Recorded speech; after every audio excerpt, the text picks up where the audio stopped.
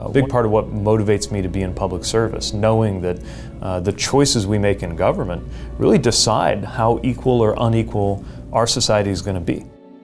I'm Pete Buttigieg, I'm the mayor of South Bend, Indiana. So it's very clear that as a consequence of systemic racism, Black Americans have been excluded from the growth and the opportunity that our nation has provided. Some of this goes back centuries, but a lot of it is a consequence of policies that took place within living memory.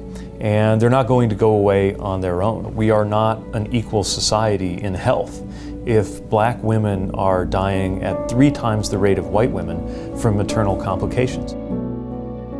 We do not have equality in our criminal justice system. If a Black person is 4 times as likely to be arrested for marijuana possession as a white person. We're certainly not equal in our economy if household wealth for Black families is 1/7 of what it is for white families. We see this across every facet of American life. These inequalities were created intentionally by racist policies. Reversing them will also require us to act with intention. That's why I've put together the Douglas Plan. The Douglas Plan aims to provide the scale and scope that is necessary for true nationwide restorative justice.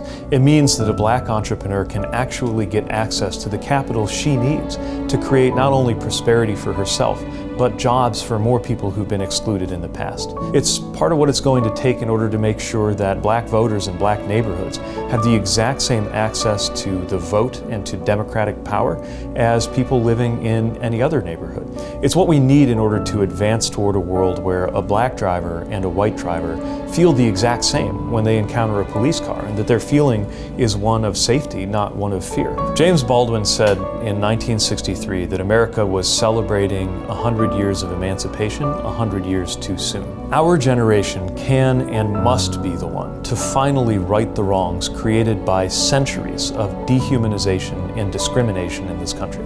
This is the time for all Americans to recognize that when Black Americans experience true freedom and justice, every American is better off. We have developed a specific, concrete, ambitious plan that can make a tremendous difference. We've done it with huge amounts of participation and inclusion. We're always polishing it as we go, but as it stands right now, I'm proud of what we've built. And I want Americans to understand that this is not something that we can just wave our hands and say it's too hard or it's too big. We can do things right now to make a tremendous difference. The Douglas Plan shows the way toward what we could actually make happen in our time. This is just the beginning.